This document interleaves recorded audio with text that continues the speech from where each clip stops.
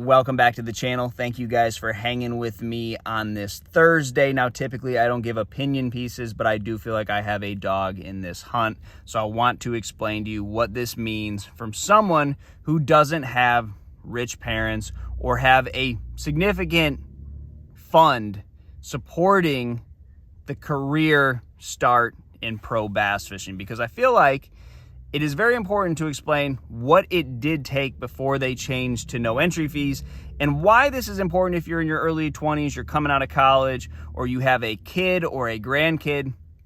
They're not going to need the funding and the backing that they would have needed a year ago. Now, we always called the Bassmaster Elite Series the Bassmaster Financially Elite Series, because if you were in your early 20s and you qualified for the Bassmaster Elite Series, if you didn't have at least $50,000 to $100,000 in sponsorships or some alternate source of income, you really didn't have a shot in going and doing this.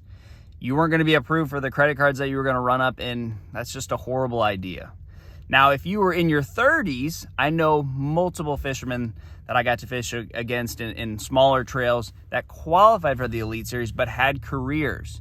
There was no way they were going to jump out of their retirement and everything they had put forth in their career to chase a dream.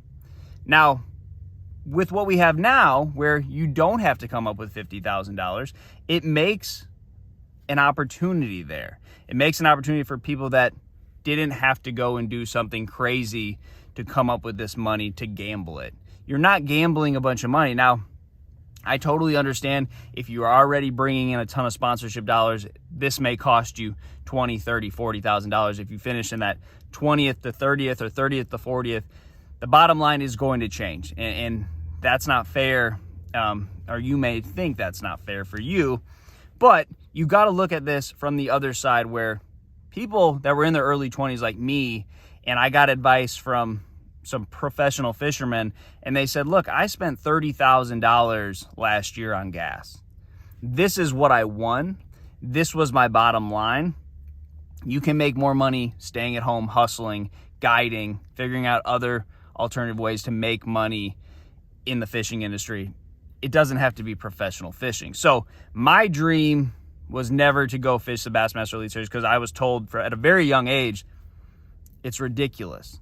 I was on top of the world in tournament fishing, and I didn't make any money. Nobody other than 5-10 guys make any money at this. This is not a lucrative business by any means. It may look like that when you see a guy holding a $100,000 check. It's really not that. There's never been a whole lot of money in winnings.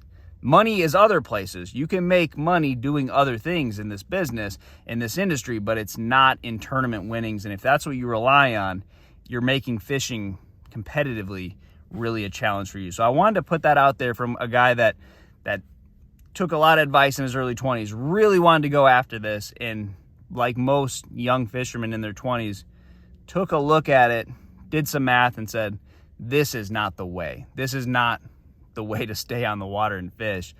I can't do this. Now, shout out to the guys that have done it.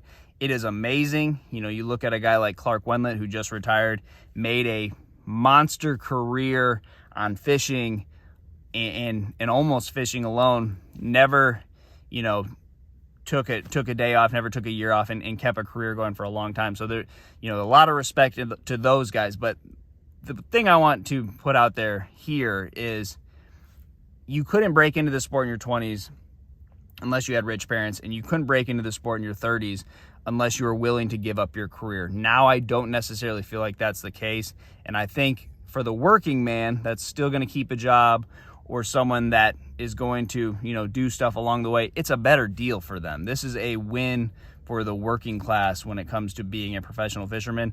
And now performance is the most important thing, not how much money you have to back you. Because here's the thing, when you're fishing and you're tournament fishing and you're gambling a lot of your hard-earned money, it's really a challenge to go out and focus on fishing when you have money in the back of your head. If you've always had money, you don't have to think about that. It makes the fishing a whole lot easier. That's not the case anymore either. So good luck to you guys, and I'll see you on the water.